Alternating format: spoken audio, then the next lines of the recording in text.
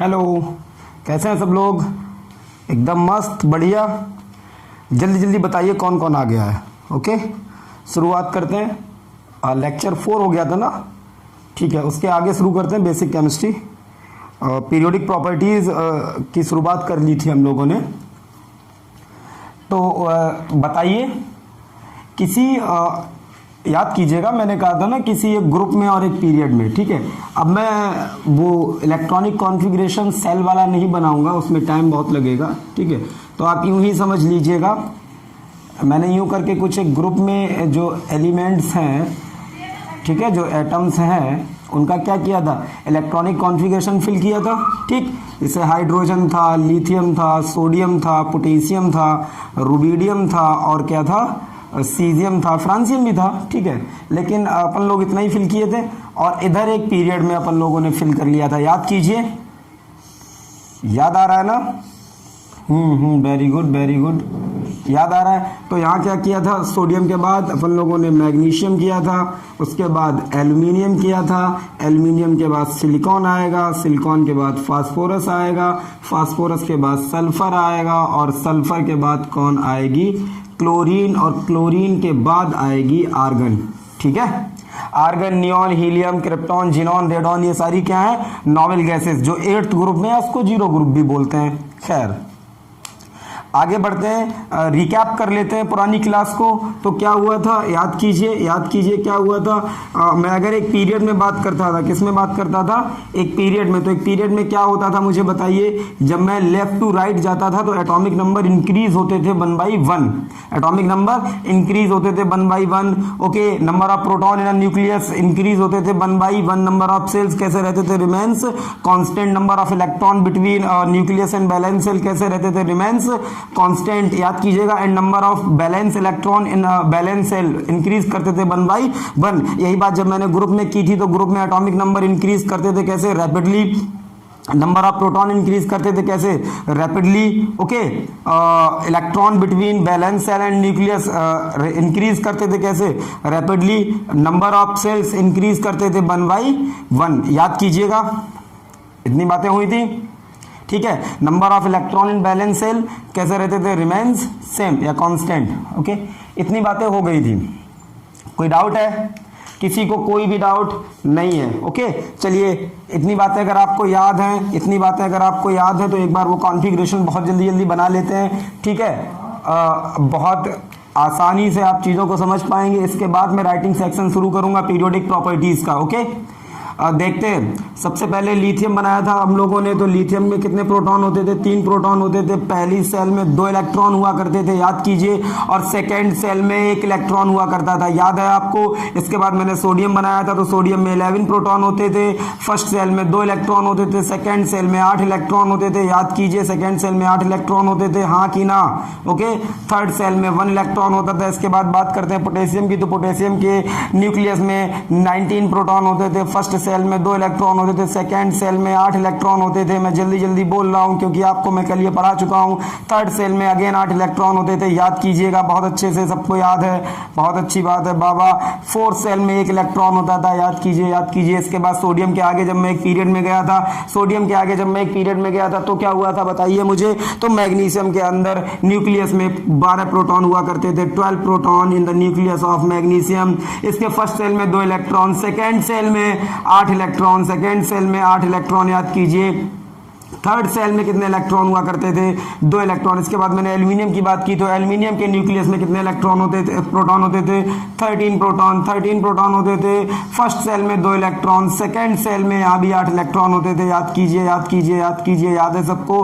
और आखिरी सेल में यहाँ पर 3 इलेक्ट्रॉन होते थे। बोलिए भारत माता की जय। ओके, सबको यहाँ तक समझ में आ गया है? ओके, सबको यहाँ तक समझ में आ गया। अब आगे देखते हैं। बताइए मुझे, जैसे जैसे मैं एक पीरियड में लेफ्ट टू राइट जा रहा हूं, जैसे जैसे मैं एक पीरियड में लेफ्ट टू राइट जा रहा हूं, ठीक है, तो जब मैं लेफ्ट टू राइट एक पीरियड में चल रहा हूं तो क्या हो रहा है मुझे बताइए, मुझे बताइए क्या हो रहा है, क्या हो रहा है। नंबर ऑफ प्रोटॉन जो है, number of proton in nucleus, number of proton in nucleus, वो कैसे इंक्रीज कर रहे हैं, 1/1, 1/, हाँ, तो क्या होता था बताइए मुझे, जब मैं लेफ्ट टू राइट जा रहा था तो number of proton in nucleus 1 by 1 increase हो रहे थे। मैं सिर्फ पीरियड की बात कर रहा हूँ, ग्रुप की बात नहीं कर रहा हूं। मैं किसकी बात कर रहा हूं? सिर्फ पीरियड की, मैं ग्रुप की बात नहीं कर रहा हूं। ग्रुप की बात करेंगे इसके बाद। ओके, चलिए बताइए मुझे, कोई भी बच्चा 9th 10th 11th 12th, ठीक है, सारे लोग सीख सकते हैं, 9th वाले किसी से कम नहीं है। ओके, सोचिए ना, जो आज 12th में वो भी तो कभी 9th में थे। तो क्या डरना, क्या केमिस्ट्री से अब डरना मना है, लेकिन तब मना है जब आप मेरी कही हुई बात को अच्छे से सुने और उसका रिवीजन भी करें, ठीक है? हाँ, वरना मना हट जाएगा, केमिस्ट्री से डरना है, हो जाएगा। ओके, ठीक, बताइए। तो जब मैं लेफ्ट टू राइट एक पीरियड में जा रहा हूं तो number of proton in nucleus बढ़ रहे हैं। कैसे बढ़ रहे हैं? 1-1 करके बढ़ रहे हैं, ठीक है। बताइए जरा, जो आउटर मोस्ट सेल में इलेक्ट्रॉन है वो भी 1-1 करके बढ़ रहे हैं। क्लियर है? कोई डाउट? चलिए मुझे सारे लोग एक बात बताइए, ये सारे ही लोग जानते हैं, 9th वाले भी जानते हैं इस बात को, क्या प्लस और माइनस, मैं पहले ही बोल चुका हूं, एक दूसरे को अट्रैक्ट करते हैं, तो क्या न्यूक्लियस बैलेंस सेल को अपनी तरफ अट्रैक्ट करेगा? बिल्कुल करेगा, बिल्कुल करेगा। ओके, बहुत अच्छी बात है। क्या न्यूक्लियस बैलेंस सेल को अपनी तरफ अट्रैक्ट करेगा? बच्चों ने बताया हाँ करेगा। मैंने कहा क्यों करेगा? तो बोले सर देखिए, न्यूक्लियस जो है सर, उसके ऊपर सर पॉजिटिव चार्ज है, और सर जो सेल है, जो आउटर मोस्ट सेल है या कोई सी भी सेल हो, ठीक है, मैं फिलहाल आउटर मोस्ट की बात कर रहा हूं, तो जो आउटर मोस्ट सेल है वो सर कैसी है? निगेटिवली चार्ज है, और सर हम जानते हैं प्लस माइनस एक दूसरे को अट्रैक्ट करते हैं। ओके, बस मुझे इतना बताइए, थोड़ा सा ऐसे मैं फील दिलाना चाहता हूं, कुछ बच्चे नए हैं जिन्हें इस चीज को नहीं समझ में आ रहा होगा, तो मुझे कुछ ऐसा बता देंगे, बहुत जल्दी समझ जाएंगे आप। एक मैग्नेट ये है और एक मैग्नेट ये है, फिर मैं दूसरी मैग्नेट लूं ये और एक मैग्नेट लूं ये, पहले इन दोनों के बीच का एक्शन देखूं और फिर इन दोनों के बीच का एक्शन देखूं। This one is first case and this one is second case. बताइए किस केस में मैग्नेट एक दूसरे की तरफ ज्यादा तेजी से अट्रैक्ट होंगी या रिपेल होंगी? मैं मान के चलता हूं अट्रैक्ट हो रही है, तो बताइए किस केस में एक दूसरे की तरफ मैग्नेट ज्यादा अट्रैक्ट होंगी? फर्स्ट केस और सेकंड केस। बच्चे बोल रहे हैं सेकंड केस। क्यों? मैंने कहा क्यों? तो बोले सर क्योंकि ये बड़ी मैग्नेट है, इनकी ताकत ज्यादा होगी तो ये ज्यादा अच्छे से अट्रैक्ट होंगी। तो एज इट इज आप यहां भी समझ सकते हैं, प्लस माइनस चार्ज होगा तो एक दूसरे को अपनी तरफ अट्रैक्ट करेगा, प्लस माइनस चार्ज ज्यादा है तो एक दूसरे को ज्यादा अट्रैक्ट करेगा। क्लियर? किसी को कोई दिक्कत नहीं है? बस मुझे इतना बताइए, सोडियम के न्यूक्लियस में 12 प्रोटॉन है और बाहर कितने इलेक्ट्रॉन है? आउटर मोस्ट सेल में 1 इलेक्ट्रॉन, ठीक है। मुझे एक बात बताइए, क्या ये न्यूक्लियस फर्स्ट वाले जो सेल में इलेक्ट्रॉन इनको अपनी तरफ खींचेगी? बिल्कुल खींचेगा। सेकंड सेल में जो इलेक्ट्रॉन है उनको अपनी तरफ खींचेगा। थर्ड सेल में जो इलेक्ट्रॉन है उनको अपनी तरफ खींचेगा, हाँ खींचेगा। लेकिन मैं फिलहाल किसकी बात करूंगा? थर्ड सेल की। सर आप थर्ड सेल की क्यों बात करेंगे? तो मैं वो बाद में बताऊंगा, पहले आप मुझे जो समझ में आ रहा है वो बताते जाइए। क्या यहाँ पर न्यूक्लियस में जो प्रोटॉन है सोडियम के, वो क्या बैलेंस सेल वाले इलेक्ट्रॉन पे जो नेगेटिव चार्ज है इस वजह से बैलेंस सेल को अपनी तरफ खींचेंगे? यस सर खींचेंगे। क्या सोडियम के बाद मैग्नीशियम के जो न्यूक्लियस है, मैग्नीशियम का जो न्यूक्लियस है वो बैलेंस सेल के वजह, बैलेंस सेल में जो इलेक्ट्रॉन है उन पे नेगेटिव चार्ज है उसकी वजह से बैलेंस सेल को अपनी तरफ खींचेगा? बिल्कुल सर खींचेगा। क्या एल्यूमिनियम का न्यूक्लियस बैलेंस सेल को अपनी तरफ खींचेगा? सर आप बार बार एक ही चीज पूछ रहे हैं, हम लोगों को पता चल गया सर, हाँ खींचेगा। बिल्कुल, बहुत अच्छी बात है। अब सारे लोग अपने दिमाग से बताइए, सोडियम वाला न्यूक्लियस बैलेंस सेल को अपनी तरफ ज्यादा तेजी से खींचेगा, ज्यादा ताकत से खींचेगा, या मैग्नीशियम का खींचेगा? बताइए मुझे, रटिए कुछ मत, समझ में नहीं आ रहा है बोलिए, बताइए मुझे। सोडियम वाला जो न्यूक्लियस है वो बैलेंस सेल को अपनी तरफ ज्यादा तेज खींचेगा या मैग्नीशियम वाला खींचेगा? बताइए जल्दी से। तो मैग्नीशियम वाला खींचेगा। मैंने पूछा क्यों खींचेगा, तो बच्चा लोग बोल रहे हैं सर अभी तो आपने बताया कितना आसान है। सोडियम के न्यूक्लियस में सर कितने प्रोटॉन है? सर 12, और सर बाहर 2 इलेक्ट्रॉन है सर, 12 प्रोटॉन और 2 इलेक्ट्रॉन, यहां सर 11 प्रोटॉन और 1 इलेक्ट्रॉन, ठीक। तो हियर चार्ज ज्यादा, that is why the attraction between nucleus and valence shell यहां पर ज्यादा है और यहां पर कम है। ऐसे बताइए एल्यूमिनियम और मैग्नीशियम में कहां ज्यादा होगा attraction between nucleus and valence shell? Nucleus and valence shell attraction कहां ज्यादा होगा? ठीक है, लोग बता रहे हैं सर एल्यूमिनियम में होगा। मैंने पूछा क्यों होगा? सर आपने तो अभी बताया है, चार्ज ज्यादा तो फोर्स ऑफ अट्रैक्शन ज्यादा। क्लियर हो गया? एक बात और बता दीजिए, साथ ही साथ एक बात और बता दीजिए, यहां पर मैंने क्वेश्चन पुट किया था, इसका आंसर आपने सही दिया, मजा आ गया, वाह वाह। दूसरा और देखते हैं, एक ये मैग्नेट है और एक ये मैग्नेट है। ओके ओके ओके, दोनों सेम मैग्नेट है, थोड़ा बहुत छोटा बड़ा हो जाए तो एकदम बवंडर ना कीजिए, ठीक है। मैं स्केल लेके नहीं बैठा हूं। हो। और दूसरा ये दूसरा केस ले रहा हूं, एक ये मैग्नेट है और भैया एक ये मैग्नेट है, दोनों यहां भी मैग्नेट कैसी हैं, सेम मैग्नेट है। ठीक है, बताइए फोर्स ऑफ अट्रैक्शन मतलब ज्यादा तेजी से कहां पर खिंचाव होगा, यहां पर या यहां पर, बताइए मुझे जल्दी से, फर्स्ट केस में या सेकंड केस में। तो बच्चे लोग बोल रहे हैं सर फर्स्ट केस में ज्यादा होगा। मैंने पूछा सर क्यों होगा, मैंने पूछा बताइए क्यों फर्स्ट केस में क्यों होगा, तो बोले सर वहां देखो चुंबक पास पास है, यहां सर दूर दूर है। इसका मतलब एक चीज और समझ में आती है, अगर चार्ज ज्यादा होंगे तो फोर्स ऑफ अट्रैक्शन ज्यादा होगा और डिस्टेंस ज्यादा होगी तो फोर्स ऑफ अट्रैक्शन कम होगा। सही भी बात है। आप किसी से बहुत अफेक्शन फील करते हैं, किसी से बहुत अट्रैक्शन फील करते हैं, तो वो आपसे बहुत दूर होगा तो आपका अट्रैक्शन कम होगा, पास होगा तो अट्रैक्शन ज्यादा होगा। ओके, हाँ, तो यहां बताइए इन दोनों केसेस में कहां पर ज्यादा अट्रैक्शन होगा सर, ऊपर क्यों। मैंने कहा मैग्नेट तो सेम है, बोले हाँ सर मैग्नेट सेम है लेकिन सर यहां डिस्टेंस कम है। ओके, बहुत अच्छी बात, समझ गए। अच्छा मुझे बताइए, यहां सोडियम के न्यूक्लियस को मैं देखूं और बैलेंस सेल को देखूं, दोनों के बीच कितनी डिस्टेंस है। अगर ऐसी बेसिक मैं समझना चाहूं अपनी आंखों से ही, तो यहां भी सर 2 सेल हैं और सर ये रहा बैलेंस सेल, सर यहां भी 2 सेल है और ये रहा बैलेंस सेल, तो सर डिस्टेंस कैसी है, अप्रोक्सीमेट सेम है सर, डिस्टेंस का तो कोई फर्क नहीं, क्योंकि सर यहां भी 3 सेल, यहां भी 3 सेल, यहां भी 3 सेल, तो सर डिस्टेंस तो यहां मैटर ही नहीं कर रही। मैंने कहा बिल्कुल मैटर नहीं कर रही। फिर मैंने कहा क्या चीज मैटर कर रही है, आपने कहा सर देखिए चार्जेस मैटर कर रहे हैं, यहां सर चार्ज बढ़ रहा है प्रोटॉन के अंदर सर एक करके बढ़ रहा है और सर बैलेंस सेल भी बढ़ रहा है, तो सर अट्रैक्शन बढ़ रहा है। क्लियर। तो मुझे बस इतना बता दीजिए आप लोग, लेफ्ट टू राइट जाने पर न्यूक्लियस का अट्रैक्शन और बैलेंस सेल बढ़ेगा या नहीं बढ़ेगा। The attraction of nucleus on valence shell will increase और डिक्रीज। आंसर आया सर इंक्रीज। मैंने पूछा बिकॉज, मैंने पूछा क्यों हुआ है, तो बच्चों ने बताया because when we move left to right in a period, ठीक है, the number of proton in nucleus of an atom will increase. Okay, समझ में आ गया ना। ठीक है, समझ में आ गया तो नोट कर लीजिए जल्दी। तो समझ में आ रहा है ना, आप लोगों ने बता दिया लेफ्ट टू राइट जाने पर बढ़ेगा क्या, attraction of nucleus on valence shell. Valence shell पर न्यूक्लियस का अट्रैक्शन लेफ्ट टू राइट जाने पर इंक्रीज होगा। बहुत अच्छे सर, बहुत मजा आ रहा है। इसको आपने नोट कर लिया होगा। ये नोट करने की चीज नहीं थी, लेकिन आप जरूर इसको याद रखिएगा कि सर ने ऐसे समझाया था। Okay, special for 9th class, क्योंकि वो भी शुरुआत कर रहे हैं, छुटकू पुटकू बच्चे हैं। ठीक है, 12th वाले तो खैर क्या कहें उनके बारे में, ठीक है, काफी बड़े बड़े हो गए हैं। ओके, तो आगे बढ़ते हैं। क्लियर है। तो एक चीज डिफाइन करते हैं बच्चा लोग, effective nuclear charge. Effective nuclear charge, जिसे रिप्रेजेंट करते हैं यूं करके, जेड इफेक्टिव से। ठीक, जेड क्या होता है एक्चुअल में, जेड जो चीज है ना, जेड ये आपको ये बताता है कि कितने प्रोटॉन हैं आपके न्यूक्लियस में, इसको जेड से ही रिप्रेजेंट करते हैं। ठीक है, number of proton in nucleus of an atom is represented by Z.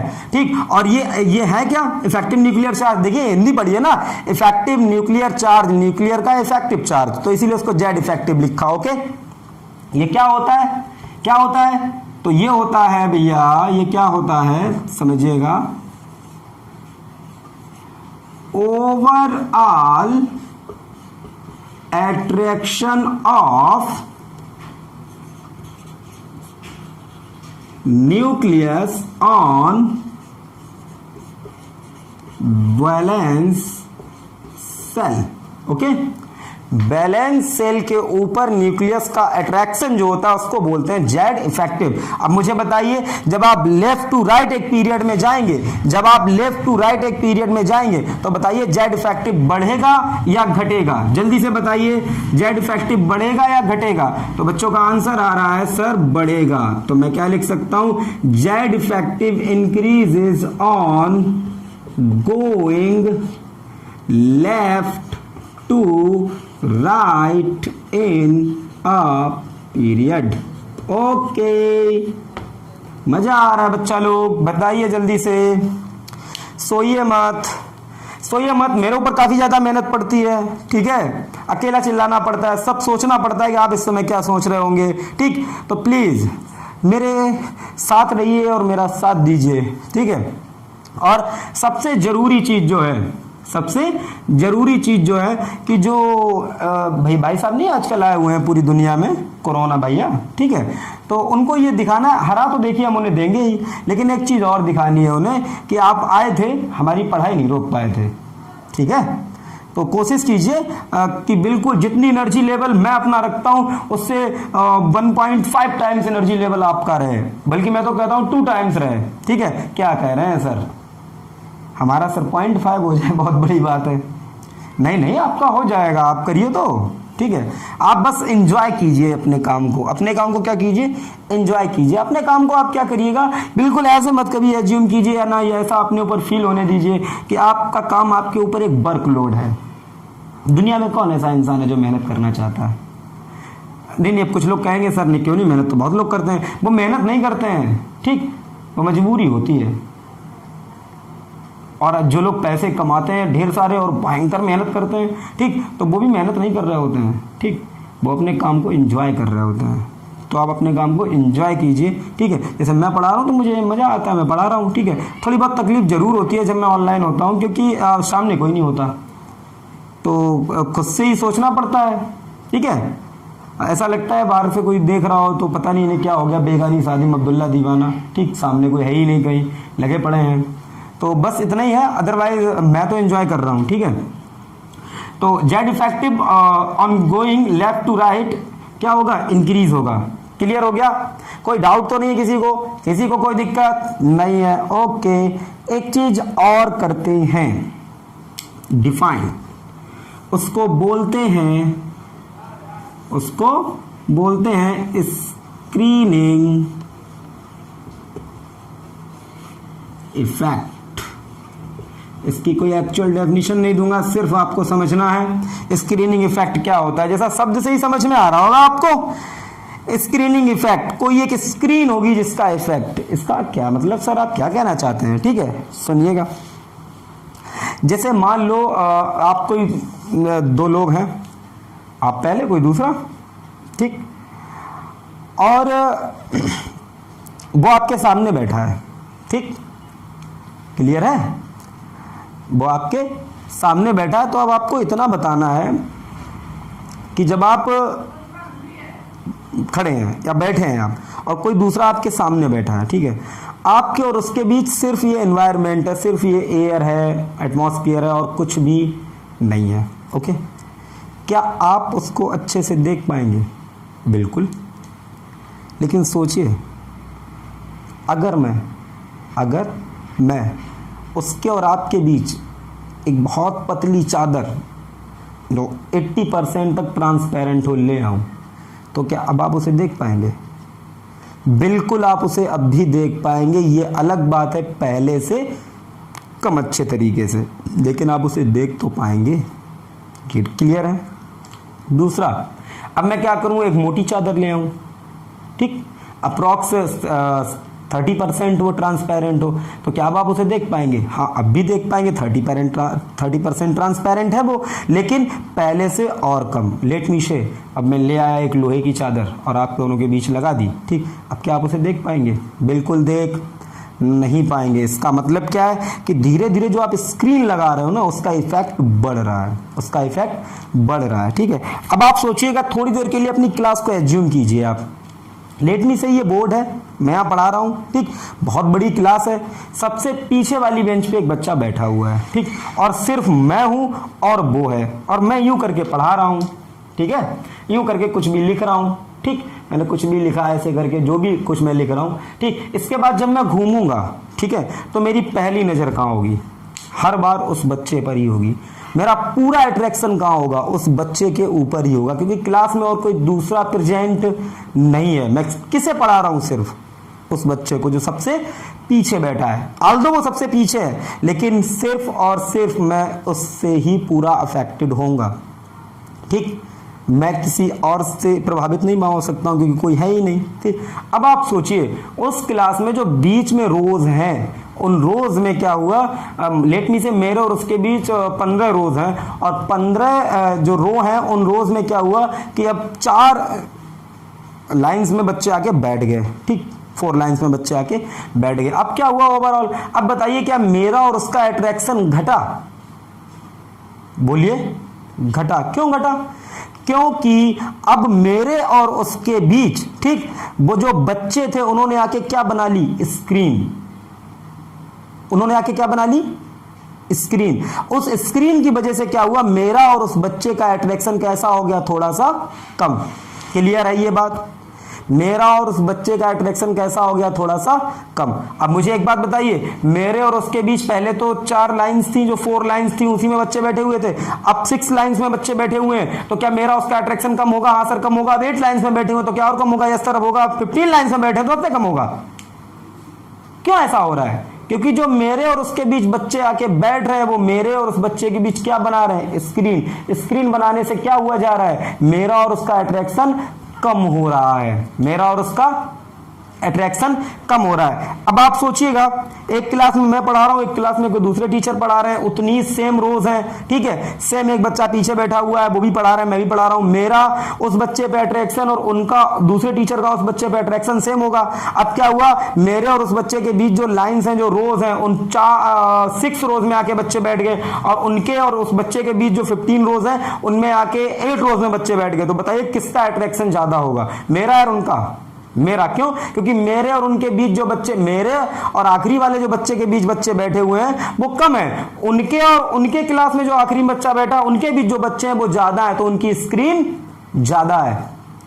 ठीक है? कोई प्रॉब्लम है? कोई प्रॉब्लम नहीं है। तो एक तो स्क्रीन ऐसे बढ़ती है कि न्यूक्लियस और बैलेंस सेल के बीच जो ये बीच में इलेक्ट्रॉन आ रहे हैं, यही क्या बनाते हैं? स्क्रीन। यही क्या बनाते हैं? स्क्रीन। जरा मुझे बताइए, मैं अगर सोडियम में बात करूं तो सोडियम के न्यूक्लियस और बैलेंस सेल के बीच कितने इलेक्ट्रॉन है? 10। तो यहां भी कितने हैं? 10। यहां भी कितने हैं? 10। तो इसकी स्क्रीन, इसकी स्क्रीन, इसकी स्क्रीन, क्या इन तीनों की स्क्रीनिंग जो इफेक्ट होगा वो सेम होगा, अलग अलग होगा? सेम होगा ना। क्यों सेम होगा?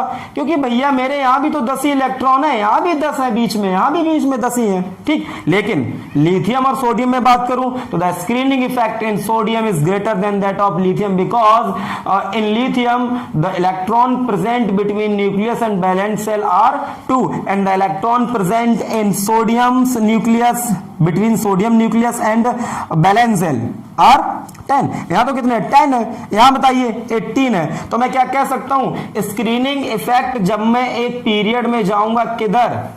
बोलिए, लेफ्ट टू राइट, तो कोई भी वर्क नहीं करता है। Screening effect does not work. Okay, work हो जाएगा, ठीक भैया? नहीं सॉरी, डज नॉट। यार इंग्लिश नहीं पढ़ रहे हम लोग। ओके, और अगर एक मैं ग्रुप में जाता हूं टॉप टू बॉटम, तो बताइए क्या होगा? स्क्रीनिंग इफेक्ट इंक्रीज हो रहा है। क्लियर? पहले इतनी बात नोट कीजिए जल्दी से।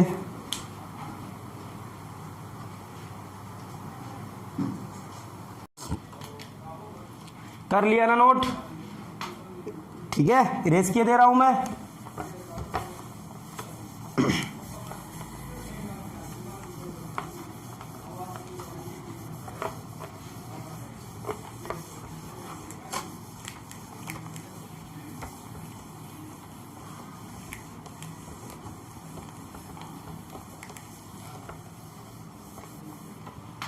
क्लियर हो गया? अब देखिएगा, मैं कुछ बातें शुरुआत कर रहा हूं डेफिनेशन वाइज में, सारी चीजों को मैं फिर भी बोल रहा हूं। अभी मैंने कोई प्रॉपर चैप्टर इस हिसाब से नहीं पढ़ाया, मैंने उसको पूरा बाइंड अप करके एकदम क्लोज कर दिया हो। ठीक है, बस शुरुआत कर रहे हैं। शुरुआत है आपकी पढ़ाई लिखाई की 11th वालों के लिए स्पेशल और 9th वालों के लिए। ठीक है, 12th वालों की कोई दिक्कत नहीं, उनकी क्लासेस जब से शुरू होंगी, कल या परसों से। ठीक है, प्रॉपर एक एक चीज मेंशन होगी उनकी नोटबुक पर। ठीक, कोई भी आपका बेस वेस कुछ नहीं, पहले से ही मैं क्लियर करा चुका हूं। ठीक है, बस चैप्टर को तगड़े तरीके से तैयार करेंगे और कोशिश करेंगे एग्जाम में 95 90 प्लस रहे हम लोग। ओके, जितने बेस की बातें हैं तो वो केमिकल बॉन्डिंग, पीरियोडिक प्रॉपर्टीज, मूल कॉन्सेप्ट और रिएक्शन मैकेनिज्म में मैं करा रहा हूं आपको। अभी तो ये चल रहा है। ओके, चलिए बताइए, मैं बात करता हूं किसकी? एटॉमिक साइज की। ठीक, फिलहाल तो आप ये मान सकते हैं एटॉमिक साइज क्या होता है, तो वैलेंस शेल और न्यूक्लियस के बीच की डिस्टेंस जो होती है उसको बोलते हैं एटम की रेडियस, एटॉमिक रेडियस। अब जितनी बड़ी एटॉमिक रेडियस होगी उतना ही बड़ा क्या होगा, एटॉमिक साइज। ओके, बस तो पहले मैं किस में बात कर रहा हूं, ठीक है, इन a period, in a period. बताइए, जब आप एक पीरियड में लेफ्ट टू राइट जाएंगे, जब आप एक पीरियड में कहां जाएंगे, लेफ्ट टू राइट, तो लेफ्ट टू राइट जब आप जा रहे हैं तो बताइए एटॉमिक साइज क्या होना चाहिए, एटम्स का एटॉमिक साइज क्या होना चाहिए, बढ़ना चाहिए या घटना चाहिए? मेरे हिसाब से तो क्या होना चाहिए, इन अ पीरियड। तो बात करूं किसकी, एटॉमिक साइज की, सॉरी क्या स्पेलिंग है, atomic size will decrease. Atomic size क्या होगा, डिक्रीज होगा। अरे सर ये कैसे, ठीक, एटॉमिक साइज क्यों डिक्रीज होगा? सोचिए ना, जैसे जैसे आप लेफ्ट टू राइट आते जा रहे हैं, न्यूक्लियस का अट्रैक्शन बैलेंस सेल पर चल आ जा बढ़ रहा है, और बताइए जो बैलेंस सेल न्यूक्लियस की तरफ खींच रही है उससे क्या होगा, एटॉमिक साइज घटने लगेगा। समझ में आ रहा है कि नहीं, कोई प्रॉब्लम? ओके, बहुत अच्छी बात है। Atomic size will decrease on going left to right in a period. क्यों? बिकॉज ENC विल इंक्रीज, ठीक है, क्योंकि इफेक्टिव न्यूक्लियर चार्ज जो होता है वो बढ़ता है, उसकी वजह से एटॉमिक साइज घट जाता है। ओके, इसके बाद क्या बात करते हैं, इन अ ग्रुप, एक ग्रुप में सॉरी कोरोना वराना नहीं है मुझे, हाँ बिल्कुल बिल्कुल फिट हूँ मैं, बस थोड़ा बहुत कभी कभी ठंडा पानी पी लेता हूँ। हाँ, नहीं तो सोचते हो मोबाइल से भी दूर रहना चाहिए सर, तो बहुत खांस रहे। इन अ ग्रुप, ग्रुप में देखिए क्या होगा, जब आप ग्रुप में टॉप टू बॉटम जा रहे हैं, टॉप टू बॉटम जा रहे हैं, तो मैं पहले लिखे दे रहा हूं, उसके बाद मैं इस पर डिस्कशन करूंगा। एटॉमिक साइज, देखिए कुछ लोगों को ये लगता होगा कि सर बहुत गलतियां करते हैं, एटॉमिक का ए बड़ा, साइज की एस बड़ी। भैया आप साइज की एस छोटी कर लेना, ठीक, मैं ठीक है, मैं बस लिख रहा हूँ, इतना आप जानते हैं, ठीक। तो on sorry, in a group atomic size will increase on going top to bottom in a group, ठीक, क्यों? Because screening effect increases and number of cells increase, ठीक। देखिए एटॉमिक साइज जो है वो ग्रुप में नीचे जाने पर बढ़ेगा। क्यों बढ़ेगा? क्योंकि दो बातें हो रही हैं। एक तो क्या हो रहा है, आपका नंबर ऑफ सेल बढ़ रहा है। सोचिए ना, लिथियम में 2 ही थे, सोडियम में 3 सेल, पोटेशियम में 4, ठीक। तो देखिए सेल बढ़ता जा रहा है। जब सेल बढ़ रहा है, जब सेल बढ़ रहे हैं, नंबर ऑफ सेल बढ़ रहे हैं, तो क्या साइज नहीं बढ़ेगा? दूसरा क्या है, स्क्रीनिंग इफेक्ट। स्क्रीनिंग इफेक्ट भी बढ़ रहा है। तो सर स्क्रीनिंग इफेक्ट कैसे फर्क डाल रहा है एटॉमिक साइज पर, ठीक, ये थोड़ा समझते हैं।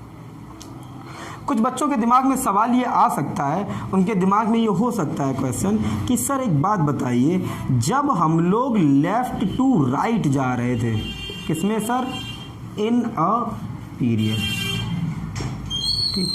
तो सर क्या हुआ, जैसे सोडियम था तो सर सोडियम में 11 प्रोटॉन थे और सर उसमें सर 11 इलेक्ट्रॉन थे और सर आपने कुछ यूँ करके सर बनाया था। ठीक है सर, मैंने कहा बिल्कुल भी बिल्कुल बिल्कुल मैंने ऐसे ही बनाया था। फिर सर आपने कहा सर मैग्नीशियम, तो सर मैग्नीशियम सर ये था, इसमें सर 2 इलेक्ट्रॉन थे, इसमें सर 8 इलेक्ट्रॉन थे और इसमें सर 2 इलेक्ट्रॉन थे। मैंने कहा हाँ भाई। फिर तो सर आपने सर क्या किया, सर देखिए आपने कहा सर इधर से इधर जा रहे हैं तो इफेक्टिव न्यूक्लियर चार्ज बढ़ रहा है, क्योंकि सर ये प्रोटॉन बढ़ रहे थे और सर यहाँ भी एक एक इलेक्ट्रॉन बढ़ रहा था, यहाँ 1 था यहाँ 2 हो गए थे। तो सर ऐसे सर अगर हम एक पीरियड में बात करें सर, ठीक, आपने कहा सर अगर ऐसे हम एक पीरियड में बात करें सर, तो पीरियड में तो सर देखिए जैसे सोडियम जैसे सर लिथियम मान लीजिए सर, तो लिथियम सर 3 प्रोटॉन है सर और इसमें सर 2 सेल हैं, तो पहले में 1 सर 2 दूसरे में 1। इसके बाद सर सोडियम जरा देखना आप, सोडियम में तो सर 11 प्रोटॉन हो गए।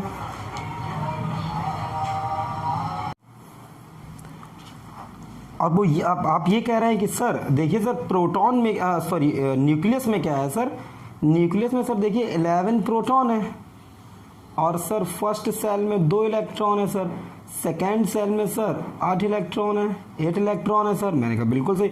और सर थर्ड सेल में सर 1 इलेक्ट्रॉन है। मैंने कहा सही। अब सर देखिए जरा आप, जब आपने कहा सर यहाँ 11 प्रोटॉन है और बाहर 1 इलेक्ट्रॉन है, यहाँ सर 12 प्रोटॉन है बाहर 2 इलेक्ट्रॉन है, तो सर आपने कहा न्यूक्लियस का बैलेंस सेल पर अट्रैक्शन बढ़ गया। सर यहाँ देखिए सर, यहाँ सर 3 प्रोटॉन है और 1 इलेक्ट्रॉन है सर, यहाँ 11 प्रोटॉन है और 1 इलेक्ट्रॉन है सर, तो यहाँ भी तो बढ़ा sir effective nuclear charge sir, यहाँ भी तो बढ़ा। मैंने कहा हाँ बात तो आप सही कह रहे हो, लेकिन मैंने कहा बच्चा जरा एक चीज ध्यान दो, मैंने कहा जरा एक चीज ध्यान दो, यहाँ इफेक्टिव न्यूक्लियर चार्ज बढ़ा कैसे बढ़ा जरा मुझे बताओ। आपने कहा सर देखिए सर जब यहाँ एक ही प्रोटॉन बढ़ा था सर तो सर चार्ज बढ़ गया था इफेक्टिव न्यूक्लियर, तो सर यहाँ तो सर कितने ढेर सारे सर 8 प्रोटॉन बढ़ गए सर, यहाँ क्यों नहीं बढ़ा। तो मैंने कहा बच्चा यहाँ इसलिए नहीं बढ़ा क्योंकि यहाँ देखो क्या है, गौर से देखिए यहाँ 3 प्रोटॉन है और 2 सेल है, यहाँ 11 प्रोटॉन है और 3 सेल है, तो क्या न्यूक्लियस और बैलेंस सेल के बीच डिस्टेंस बढ़ी?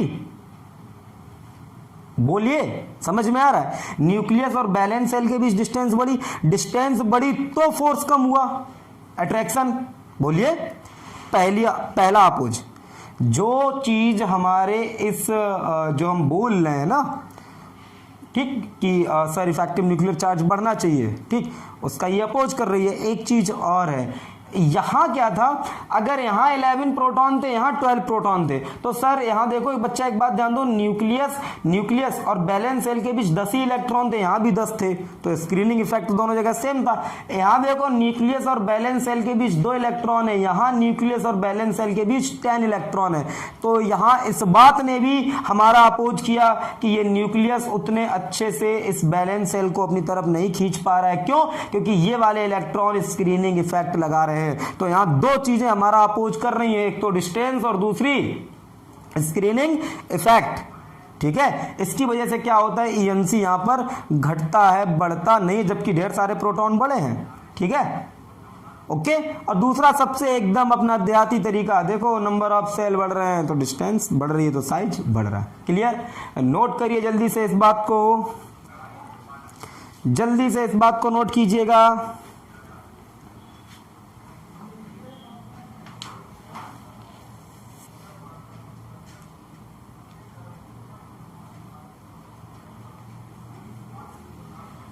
ओके ओके ओके, आगे बढ़ते हैं।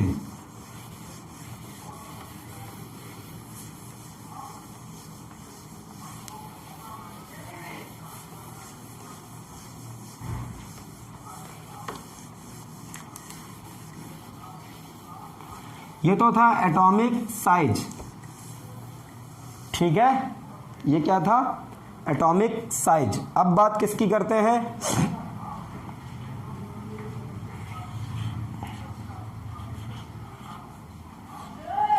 Size of cations and anions. Cation और एनायन के साइज के बारे में बात करते हैं, ठीक है। कैटायन क्या होता है, न्यूट्रल एटम जिससे क्या हो जाए, न्यूट्रल एटम जिससे क्या हो जाए, इलेक्ट्रॉन निकल जाए, उसको क्या बोलेंगे, कैटायन। और एनायन क्या होता है, न्यूट्रल एटम जिसमें इलेक्ट्रॉन आके ऐड हो जाए। ध्यान रखिएगा, इन केमिस्ट्री हम लोग क्या करते हैं, हम लोग किसी भी एटम के न्यूक्लियस के साथ कोई छेड़छाड़ नहीं कर सकते, हम सिर्फ सेल्स में इलेक्ट्रॉन इंसर्ट करा सकते हैं या वहां से इलेक्ट्रॉन निकाल सकते हैं। हम किसी भी एटम के न्यूक्लियस के साथ कोई भी छेड़छाड़ नहीं कर सकते। ओके, अब सुनिएगा मैं क्या बोलता हूं, कैटायन कब बनता है, लेट मी से कोई एटम है, क्या है, कोई एटम। ओके, इस एटम से क्या हुआ, माइनस हो गया कौन, इलेक्ट्रॉन। ठीक है, कितने इलेक्ट्रॉन माइनस हो गए ये हमें नहीं मालूम, तो मैंने माना कितने इलेक्ट्रॉन हो गए, n। तो अब ये क्या बन जाएगा, कैटायन बन जाएगा। ठीक, या यूं कह सकते हैं आप, एटम रहेगा ये और इसके ऊपर क्या आ जाएगा, चार्ज कितना, प्लस का n इलेक्ट्रॉन के बराबर, जितना इलेक्ट्रॉन पे चार्ज होगा। ये माइनस नहीं बना हुआ, इलेक्ट्रॉन का सिंबल है भैया। ठीक है, तो इसी चीज को फिर क्या बोलते हैं अपन लोग, कैटायन। बोलिए, क्लियर। जैसे क्लोरीन। ठीक, अब जो क्लोरीन है, क्या है, क्लोरीन। क्लोरीन का एटॉमिक नंबर कितना है, 17। तो इसके पास कितने प्रोटॉन है, 17। क्लियर, और इलेक्ट्रॉन भी कितने हैं, 17। ठीक, अब मैंने क्या करा बताओ, अगर मैंने इससे एक इलेक्ट्रॉन निकाल दिया, ठीक, आप थोड़ा इसको कम सोडियम को समझिए थोड़ा सा, बताइए, सोडियम का एटॉमिक नंबर कितना, 11, तो प्रोटॉन भी कितने, 11। अब आप सोच के बताइए, मैंने अगर इससे एक इलेक्ट्रॉन निकाल दिया, एक इलेक्ट्रॉन निकाल दिया, तो अब बताइए मुझे, सोडियम के अंदर देखिए एटम न्यूट्रल क्यों होता है, उसका भी एक प्रॉपर रीजन है, बहुत आसान रीजन है। 9th वाले थोड़ा सा समझें क्योंकि उनका ये बहुत अच्छा टॉपिक रहेगा। ठीक, जब उन्हें मैं अलग से पढ़ाऊंगा। ठीक, यहाँ क्या हुआ बताइए, जब एटम है, ठीक है, तो एटम के अंदर क्या होता है, अगर एटम कैसा है, न्यूट्रल, कैसा है, न्यूट्रल। और वैसे भी एटम न्यूट्रल ही होता है क्योंकि एटम के ऊपर कोई चार्ज आ जाए तो उसको फिर आयन बोल देते हैं। ओके, तो अगर न्यूट्रल है तो क्या होगा, हमेशा number of electron equals to number of proton. क्यों नंबर ऑफ इलेक्ट्रॉन बराबर नंबर ऑफ प्रोटॉन, क्योंकि एटम को न्यूट्रल होना है तो इलेक्ट्रॉन पे माइनस चार्ज और प्रोटॉन पे पॉजिटिव चार्ज, दोनों पे मैग्नीट्यूड में तो सेम होता है ना, लेकिन साइन में अपोजिट होता है। तो अगर दोनों में मैग्नीट्यूड में सेम चार्ज होगा तो एक दूसरे को कैंसिल आउट कर देंगे, प्लस माइनस, तभी तो जीरो चार्ज रहेगा।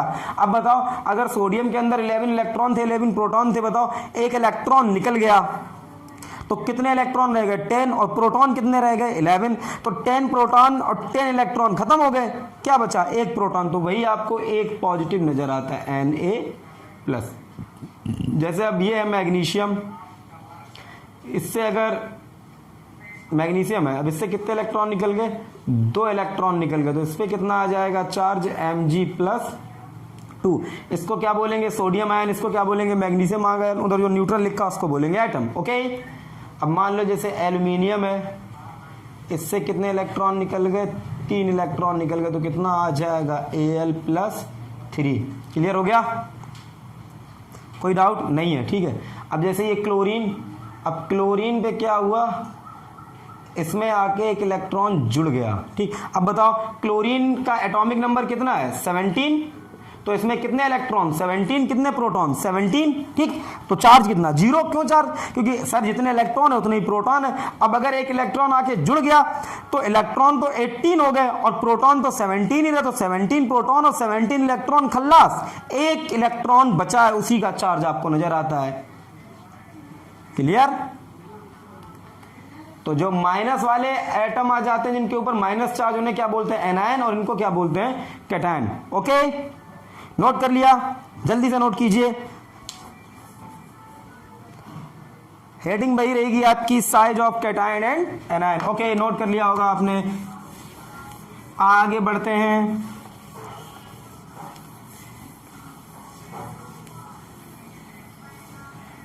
बैकग्राउंड अगर म्यूजिक आ भी रहा है थोड़ा बहुत, मेरे हिसाब से तो बहुत बहुत ही लाइट आ रहा होगा। ठीक है, तो शायद वो डिस्टर्ब नहीं कर रहा हो आपको। मैं नहीं बजाता हूँ, मैं कई बार बोल चुका हूँ। ठीक है, कई शहरों में ये लाउड स्पीकर लगाए गए हैं गवर्नमेंट की तरफ से, वो उन्हीं का साउंड है, मैं नहीं बजा रहा हूँ भैया। ठीक, देखिए अब जैसे सोडियम, ठीक है, और दूसरा क्या है सोडियम पॉजिटिव। मैं आपसे पूछूं किसका साइज बड़ा होगा, सोडियम का बड़ा होगा या सोडियम प्लस का बड़ा होगा? किसका बड़ा होगा, सोडियम का या सोडियम प्लस का? ओके तो काफी आसान है, देखिए कैसे। यहां बताओ, यहां क्या है, जैसे सोडियम है तो सोडियम में ये आपके 11 प्रोटॉन है, ठीक, वो तो है ही, प्रोटॉन के साथ तो आप छेड़छाड़ कर ही नहीं सकते हैं। अगर ये Na+ भी है तो यहाँ भी 11 ही होंगे। क्यों 11 होंगे? देखिए इलेक्ट्रॉन आप किसी एटम के अंदर डाल या निकाल सकते हो, प्रोटॉन और न्यूट्रॉन के साथ कोई भी आप छेड़छाड़ नहीं कर सकते, क्योंकि वो कहाँ होता है, न्यूक्लियस के अंदर। तो 11 प्रोटॉन, पहले सेल में कितने, 2 इलेक्ट्रॉन, दूसरे सेल में कितने इलेक्ट्रॉन, 8 इलेक्ट्रॉन, बिल्कुल क्लियर है, बहुत अच्छी, बहुत अच्छा, ठीक। और थर्ड सेल में कितने, 1 इलेक्ट्रॉन। तो कंफर्म हो गया, कोई डाउट नहीं। अब अगर मैं यहां देखता हूं तो यहां भी 11 प्रोटॉन है, ठीक है, यहां भी कितने प्रोटॉन है, 11 प्रोटॉन है। फर्स्ट सेल में कितने इलेक्ट्रॉन, यहां 2 है। सेकेंड सेल में कितने इलेक्ट्रॉन है, यहां 8 है, बताइए। और जो थर्ड सेल में 1 इलेक्ट्रॉन था वो क्या हो गया, वो तो गायब ही हो गया, बोलिए ना। थर्ड सेल में जो इलेक्ट्रॉन था वो तो कैसा हो गया, गायब ही हो गया। तो आपको अभी तो ये देखने से ही लग रहा होगा कि Na+ छोटा है, ठीक है, क्लियर। यहां जरा देखिए, ये Cl पॉजिटिव, Cl निगेटिव और Cl निगेटिव, ठीक। क्लोरीन में मैंने एक क्लोरीन तो ये थी, इसमें 17 प्रोटॉन है, 17 इलेक्ट्रॉन है। इसमें बताइए जल्दी से, 17 प्रोटॉन है, 16 इलेक्ट्रॉन है, क्योंकि एक इलेक्ट्रॉन निकल गया। जब निकल जाता है तभी क्या आता है, पॉजिटिव चार्ज, ठीक है। पॉजिटिव चार्ज कब आता है, देखिए पॉजिटिव का मतलब, पॉजिटिव को हिंदी में क्या बोलते हैं, धन, धनायन, ठीक, और धनायन, ठीक। देगा कौन, जो धनी होगा, मतलब जो दे, जो इलेक्ट्रॉन दे उस पर क्या आएगा, धन, पॉजिटिव, ठीक। थोड़ा हिंदी से समझ लीजिएगा, ऐसा कोई इशू नहीं है, ठीक है, क्लियर। अब मुझे बताइए यहाँ कितने प्रोटॉन, 17 प्रोटॉन है, और इलेक्ट्रॉन कितने, 18, इलेक्ट्रॉन कितने हैं, 18, क्लियर है। अब देखिए, जब आपको कभी भी, ये मेरी ट्रिक है, कभी भी आपको एटॉमिक साइज अगर एनायंस और कैटायन के निकालने हो, ये तो सेम एटम का ही कैटायन है, सेम एटम का ही एनायन है, कल को हो सकता है ऐसे सेम एटम के ना हो, कल को हो सकता है ये सेम एटम के ना हो, तब आप कैसे निकालेंगे, ठीक है। यहाँ तो खैर बहुत सरल था, वो दिख ही गया, एक सेल ही कम हो गई, एक सेल ही कम होगी। क्यों कम हो गई, नारा बांस ना बजी बांसुरी, जब आखिरी वाला इलेक्ट्रॉन ही निकल गया तो काहे की सेल, ठीक। अब यहां क्या है जरा मुझे बताइए।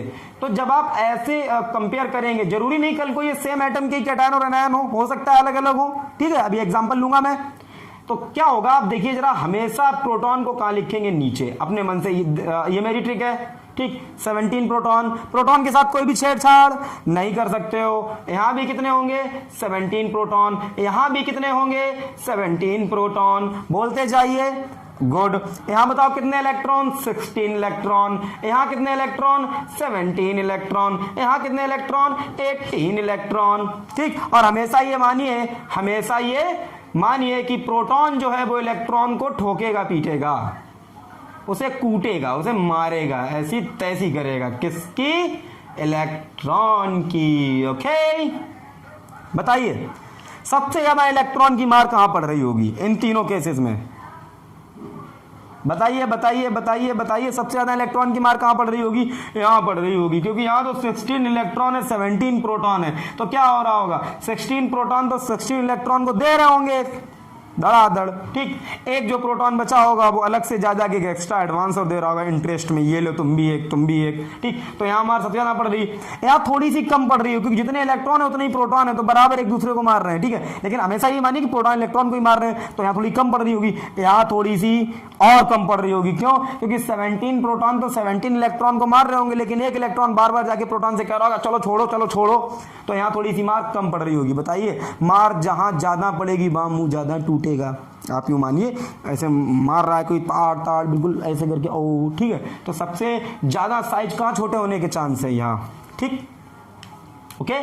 तो याद रखिएगा नंबर ऑफ प्रोटॉन ठीक पर इलेक्ट्रॉन जहाँ ज़्यादा होंगे ठीक वहाँ क्या होगा, मार ज़्यादा पड़ेगी तो साइज ज़्यादा छोटा होगा। ओके, तो सबसे छोटा साइज कैटायन का, फिर जो आपका न्यूट्रल एटम है और सबसे बड़ा साइज किसका, एनायन का। तो अगर मैं बात करूं ठीक है इम्पॉर्टेंट टिप की, किसकी बात करूं, इम्पॉर्टेंट टिप, तो याद रखिएगा ठीक। लेकिन यह है किसके लिए, सिर्फ for same atom cation and anion. Anion के मतलब एनायन और कैटायन एक ही एटम का हो, मतलब सेम ही एटम का हो। तो हमेशा याद रखिएगा ये फार्मूला नाप भाई naptol.com।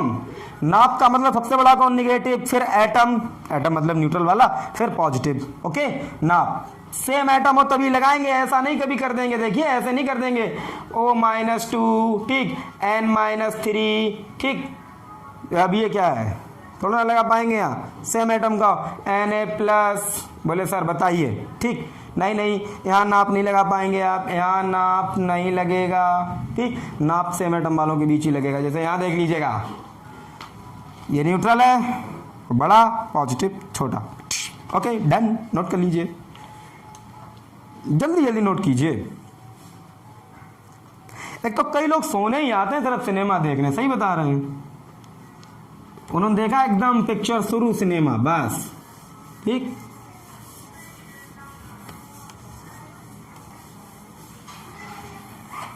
हो गया, आगे बढ़े।